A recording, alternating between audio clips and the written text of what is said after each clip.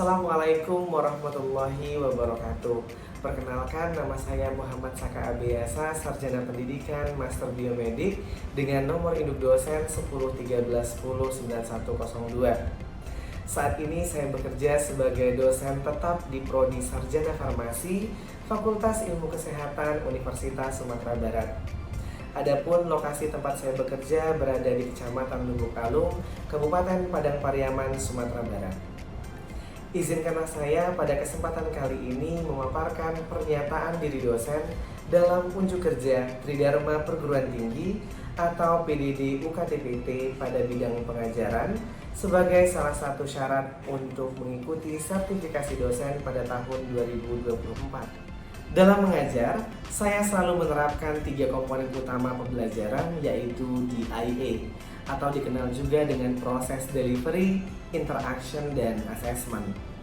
Pada pemaparan kali ini, saya akan menjelaskan bagaimana proses penerapan 3 komponen utama pembelajaran tersebut dalam proses pembelajaran yang akan saya lakukan. Pertama, pada komponen delivery, saya akan menjelaskan mengenai deskripsi mata kuliah yang akan saya ajarkan, capaian pembelajaran, materi pembelajaran, dan metode pembelajaran yang saya pergunakan. Selanjutnya, untuk komponen interaction, saya akan menjelaskan mengenai strategi pembelajaran interaktif yang berguna dalam meningkatkan interaksi antara saya dengan mahasiswa dalam proses belajar mengajar. Dan terakhir, untuk komponen assessment, saya akan menjelaskan mengenai bagaimana penilaian pada salah satu mata kuliah yang saya ampu. Salah satu mata kuliah yang saya ampu adalah mata kuliah Imunologi Serologi dengan kode mata kuliah FMW 704, di mana mata kuliah Imunologi Serologi memiliki bobot 3 SKS dengan 2 SKS teori dan 1 SKS praktikum. Mata kuliah Imunologi Serologi merupakan mata kuliah wajib yang harus diambil oleh seluruh mahasiswa farmasi Universitas Sumatera Barat, tepatnya pada semester ke-7. Mata kuliah Imunologi Serologi merupakan mata kuliah yang membahas tentang konsep teoritis secara umum dan khusus mengenai sistem imun, serta pengaplikasian reaksi imunologis, kelainan sistem imunitas, dan imunodiagnosis pada bidang kesehatan secara umum dan khususnya pada bidang kefarmasian.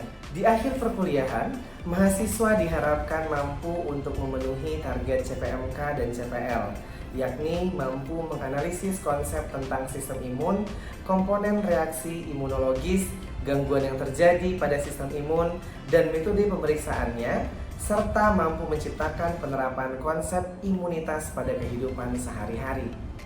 Mata kuliah Imunologi Serologi dirancang memenuhi CPL dalam peta kurikulum Sarjana Farmasi Universitas Sumatera Barat, diantaranya yaitu pada CPL kedua, mengetahui struktur sel, jaringan, organ, dan sistem organ pada manusia. CPL 3, mengetahui berbagai macam metode analisis, instrumen yang digunakan, dan peruntukannya. Dan CPL kelima, menunjukkan penguasaan iptek pada bidang kefarmasian, kemampuan riset, serta kemampuan pengembangan diri secara berkelanjutan. Dari capaian pembelajaran yang disebutkan tadi, maka dirumuskan ke dalam 4 CPMK, yaitu CPMK pertama, mahasiswa mampu menganalisis konsep tentang sistem imun dan organ sistem imun. CPMK kedua, mahasiswa mampu menganalisis komponen reaksi imunologis. CPMK ketiga, mahasiswa mampu menganalisis gangguan yang terjadi pada sistem imun dan metode pemeriksaannya. Keempat, mahasiswa mampu menciptakan penerapan konsep sistem imun pada kehidupan sehari-hari. Dari 4 CPMK yang telah disebutkan tadi, kemudian diturunkan ke dalam 8 sub CPMK, yang dimana menjadi induk dari materi-materi pembelajaran yang diajarkan pada mata kuliah Imunologi Serologi. Pada mata kuliah Imunologi Serologi terdapat 8 materi pembelajaran, yaitu 1. Pengertian sistem imun dan organ imunologis. 2. Imunogen dan epitop. 3. Imunoglobulin dan reaksi antigen-antibodi. 4. Sistem komplement, sitokin, dan reaksi hipersensitivitas. 5. Human leukosin antigen, toleransi imunologis dan autoimunitas. Keenam, imunologi infeksi, imunologi kanker, dan transplantasi organ. 7. Imunisasi, imunomodulasi, dan imunodiagnosis. Dan 8. Evidence based pada gangguan sistem imun. Pada mata kuliah imunologi dan serologi, saya menggunakan satu sumber utama berupa textbook dengan judul seluler dan molekular imunologi, serta 2 sumber pendamping berupa buku ajar dengan judul hematologi dan imunologi dasar, serta imunologi dasar, prinsip, metode, dan aplikasi. Serta saya juga menambahkan beberapa materi yang berasal dari jurnal dan proceeding yang tentunya terkait pada materi yang saya ajarkan. Untuk memaksimalkan proses pembelajaran, saya menggunakan 2 metode pembelajaran, yaitu metode pembelajaran Student Center Learning dan Project Based Learning. Pada metode pembelajaran Student Center Learning, saya berfokus pada mahasiswa sebagai pusat pembelajaran. Selain itu, saya juga menekankan pentingnya pengalaman belajar yang bermakna dan relevan bagi mahasiswa saya. Serta saya juga berupaya agar mahasiswa dapat terlibat aktif dalam membangun pemahaman dan keterampilan pada saat proses belajar mengajar. Metode kedua adalah metode Project Based Learning, di mana dalam proses pembelajaran, saya memberikan pembelajaran dengan mengedepankan pengalaman langsung dengan melakukan proyek-proyek yang membutuhkan pemecahan masalah, kolaborasi, dan penerapan pengetahuan serta keterampilan dalam konteks yang nyata. Pada metode ini, biasanya saya memberikan sebuah permasalahan yang tentunya terkait dengan materi ajar yang saya bawa pada hari itu, di mana proses pemecahan masalah akan dilakukan secara berkelompok. Saya juga memberikan waktu kepada mahasiswa untuk melakukan diskusi dalam rangka mengupayakan pemecahan masalah dari masalah yang telah saya berikan. Kemudian hasil diskusi pada kelompok kecil selanjutnya akan dibahas bersama pada pertemuan berikutnya. Adapun proses belajar mengajar pada mata kuliah imunologi serologi dilakukan dengan 16 kali pertemuan, di mana 2 pertemuan dipergunakan untuk ujian tengah semester dan ujian akhir semester, sehingga total tatap muka pembelajaran dilakukan sebanyak 14 kali pertemuan. Sedangkan sistem penilaian mahasiswa saya selalu saya lakukan tentunya dengan cara objektif, di mana penilaian menggunakan indikator penilaian yang telah ditetapkan oleh Prodi Sarjana Farmasi Universitas Sumatera Barat, menggunakan distribusi nilai total dengan formula 30% nilai penugasan, 20% nilai UTS, 20% nilai UAS, dan 20% nilai praktik. Selanjutnya, izinkan saya untuk menayangkan video proses pembelajaran tatap muka secara luring yang telah dilaksanakan pada semester ganjil 2023-2024. Selamat menyaksikan. Wassalamualaikum warahmatullahi wabarakatuh. Assalamualaikum warahmatullahi wabarakatuh. Waalaikumsalam.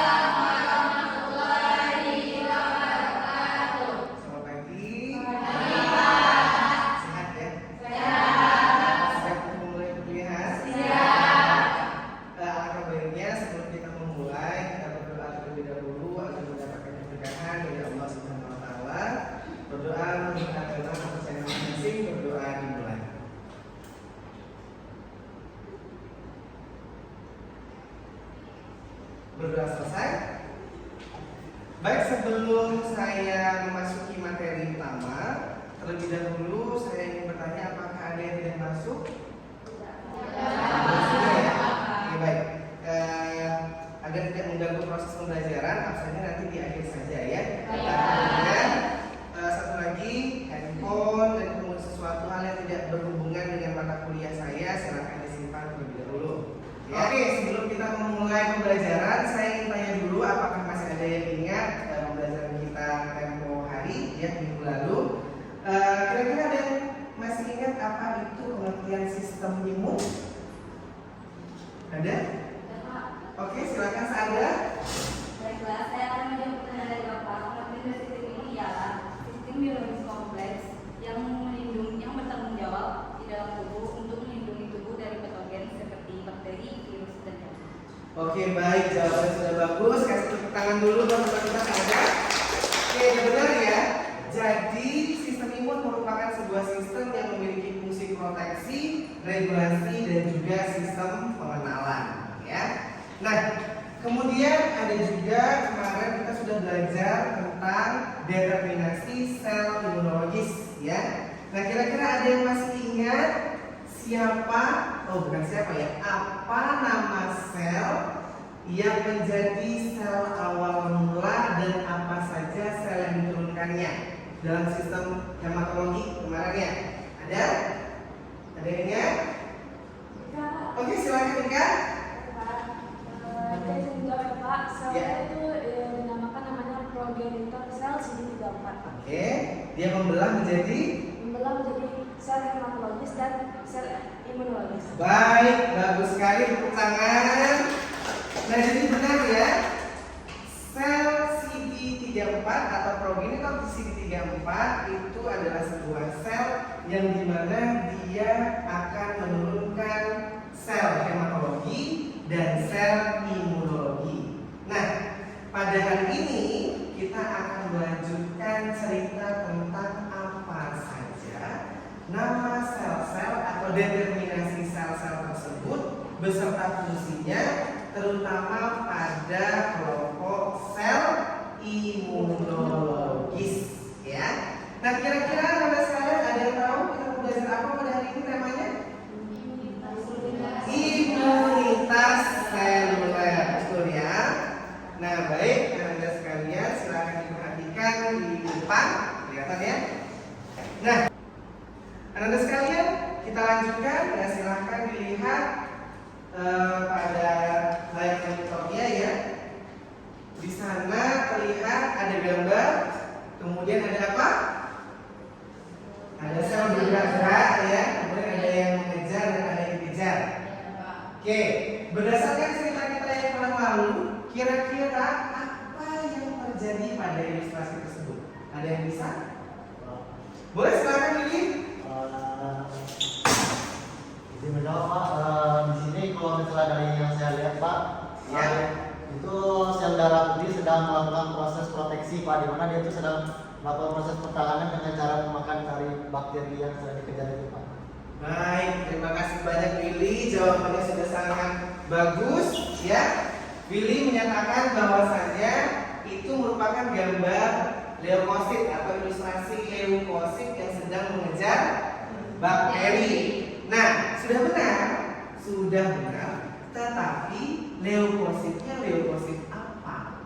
Ya. Nah, jadi ini akan kita gali pada pembelajaran kita hari ini. Nah, anak-anak sekalian, dari ilustrasi ini kita bisa melihat fungsi kerja dari sistem imunitas seluler. Sehingga kita dapat menyimpulkan bahwasannya yang dinyatakan sebagai imunitas seluler adalah kelompok sel ya pada sistem imun yang bekerja secara langsung. Jadi selnya datang secara langsung untuk berhadapan dengan antigen. Jadi antigennya bisa saja bakteri, virus, jamur, atau persenyawaan abiotik lain yang masuk ke dalam tubuh. Ya. Oke, baik anak-anak sekalian, dan ini merupakan slide tentang jumlah leukosit. Nah, anak-anak sekalian perlu dipahami bahwasannya pada kondisi normal tubuh kita itu menghasilkan leukosit dalam rentang 6.000 hingga 9.000. Nah, tetapi anak-anak sekalian, jika Anda terindikasi jumlah leukosit Anda itu kecil dari 6.000 atau ada pasien yang datang ke tempat Anda misalnya menyatakan bahwasanya dirinya setelah diperiksa jumlahnya kecil dari 6.000, maka pasien tersebut dikategorikan telah menderita kelainan leukopenia. Nah, kemudian anak-anak sekalian, ada juga orang kebalikan dari leukopenia, yaitu di mana jumlahnya di atas dari jumlah normal, yaitu besar dari 9.000. Nah, kondisi ini dinyatakan sebagai kondisi leukositosis, ya. Leukositosis. Nah, kondisi leukositosis ini bisa terjadi karena beberapa hal. Salah satu di antaranya adalah infeksi dan juga inflamasi. Nah, kemudian Anda perhatikan, pernah dengar istilah leukemia? Nah, leukemia juga termasuk di dalam gangguan dari jumlah sel darah putih. Nah, Anda sekalian, kalau leukemia ini Anda itu sudah tergolong ke dalam keganasan. Nah, apa itu keganasan? Ya, di mana selnya itu membelah tidak terkontrol dengan jumlah leukosit besar dari 20.000. Ya, paham sampai di sini? Ada yang mau ditanyakan? Oke, silakan Willy. Gimana Pak? Iya. Tentang masalah jumlah leukosit ini Pak, itu Iya. gimana cara kita untuk mengetahui dari jumlah dari leukosit yang dalam tubuh kita Pak? Bagus sekali. Sederhananya itu kita bisa dengan menghitung jumlah sel leukosit menggunakan hemositometer, ya. Menggunakan hemositometer. Nah, apa larutannya? Ada reagennya. Reagennya apa? Nama reagennya TURK, ya. TURK. Nama alatnya hemositometer. Kita lanjutkan. Nah, Anda sekalian, nah ini merupakan gambaran dari jenis sel leukosit. Pak, kenapa kita belajar leukosit? Ya karena sel imunologis itu sebenarnya terkumpul atau terhimpun dalam satu kesatuan nama. Nama umumnya adalah leukosit, ya. Jadi sel leukosit itu kalau dilihat terbagi atas dua kelompok sel. Ya, kelompok sel pertama sel leukosit yang dikategorikan dengan nama granulosit. Nah, sel granulosit ini merupakan sebuah sel leukosit di mana cirinya dia memiliki granul-granul di dalam selnya. Nah, apa granul tersebut? Isinya adalah lisosom. Nah, dulu kita sudah pernah belajar ya biologi sel. Nah, lisosom itu punya tugas untuk melakukan lisis sel. Nah, jadi adanya granul pada neutrofil, eosinofil, basofil itu nama-namanya ya. Ini bertugas untuk nanti melisis antigen yang masuk ke dalam tubuh kita. Nah, kemudian kelompok yang kedua adalah kelompok agranulosit. Ada dua, ya, ada limfosit dan ada monosit. Nah, perhatikan kata-kata agranulosit di sini bukan dalam artian dia nggak punya granul, ya. Tapi jumlah granulnya mungkin tidak lebih banyak ketimbang granul pada kelompok granulosit. Nah, jadi seolah-olah ketika diberikan pewarnaan granulnya tidak nampak, ya, tapi sebenarnya granulnya ada, tapi nggak banyak, ya. Nah, sekarang kita bahas satu persatu. Nah, ini dia. Nah, seperti tadi yang saya sebutkan bahwasanya sel granulosit ada kelompok neutrofil, eosinofil, dan basofil. Nah, pada neutrofil ternyata ada dua, ya, ada dua jenis. Nah, di mana dibedakan berdasarkan intinya, ya, hanya intinya saja ya. Kalau neutrofil batang itu bentuk intinya kayak tapal kuda, ya. Pernah lihat tapal kuda ya? Nah, ini seperti tapal kuda, ya. Sedangkan kalau neutrofil segmen intinya kayak punya segmen, kayak terpisah-pisah, tapi sebenarnya bersatu. Ya. Jadi itu inti dan itu perbedaan dari neutrofil batang dan neutrofil segmen dari segi inti. Nah, kemudian kita beralih kepada sel kedua yaitu sel eosinofil. Nah, tapi perhatikan, kalau sel eosinofil ini seolah-olah mirip kayak neutrofil batang ya, mirip kan ya? Nah, tetapi perbedaannya dari morfologi inti juga. Kalau pada neutrofil batang bentuk tapal kudanya itu memang benar-benar kayak bentuk tapal kuda, ya, nggak ada yang mengecil di bagian tengah. Sedangkan kalau eosinofil ya besar pada bagian ujung-ujungnya, ya kan? Kemudian kayak ada segmentasi pada daerah tengah ini, ya kan ya? Kelihatan? Ya. Nah, jadi bedanya antara neutrofil batang. Jadi ketika besok kita praktikum melihat di bawah mikroskop, jangan bingung. Kalau neutrofil batang ya dia bentuk kayak tapal kuda, sedangkan kalau eosinofil, nah dia kayak ada dua gelondongan inti gitu, ya. Seolah-olah dia punya dua inti tapi sebenarnya satu, ya. Tapi dia bersambungan intinya itu. Nah, kemudian yang ketiga ini adalah kelompok basofil, ya. Di mana kelompok basofil ini intinya dia mirip kayak dari neutrofil segmen, mirip, ya. Nah, tetapi kalau dia diberikan warna, maka warnanya sangat pekat sekali. sekali. Kenapa? Karena granulnya banyak. Nah, hal ini terjadi akibat dari basofil ini memiliki kemampuan dalam menghasilkan heparin yang cukup banyak. Nah, jadi warnanya akan granulnya itu akan lebih masif, terutama basofil ketika ada respon alergi. Nah, maka granulnya akan lebih jauh meningkat lagi. Ya. Nah, neutrofil, eosinofil, dan basofil, lihat intinya beda-beda. Nah, karena intinya berbeda, ada nama lain nih untuk kelompok granulosit. Apa namanya? Polimorfonuklear atau sel dengan bentuk inti yang beragam. Ya. Nah, kemudian ciri berikutnya, kalau neutrofil ini merupakan sel yang biasanya dia bisa diwarnai dengan pewarna yang netral. Jadi dia bisa masuk pada pewarna yang netral. Nah, sedangkan kalau eosinofil ini biasanya dia bersifat asam, umumnya pewarnanya adalah warna eosin. Ya. Warna eosin itu ada kemerahan. Jadi kalau seandainya kita lihat di bawah mikroskop, maka selnya itu warnanya agak biru kemerahan. Ya. Nah, kemudian eosinofil ini, eosinofil ini juga diambil dari kata eosin tadi. Ya, eosinofil, eosin. Ya. Karena pewarnanya itu eosin. Oke. Kemudian ada basofil, ya. Nah, basofil ini sifatnya basah. Nah, pewarna yang umum untuk dipergunakan dalam kelompok basofil adalah warna giemsa. Ya. Nah, besok kita juga akan praktikum itu, nah, tapi dengan syarat jangan lupa bawa alat ya. Jadi dipinjam beberapa pewarna yang saya sebutkan tadi. Oke, sampai di sini paham? Baik, kita lanjutkan. Nah, ini ada sel agranulosit, ya, kelompok yang kedua tadi. Nah, pada sel agranulosit ini dibagi atau teridentifikasi di dalam dua kelompok. Pertama ada limfosit T dan ada limfosit B. Atau kalau di buku-buku sering disebut dengan sel T dan sel B aja. Ya, sel T dan sel B saja. Nah, tetapi dalam aktivitas imunitas seluler, teman-teman sekalian, yang berperan aktif itu hanya sel T saja.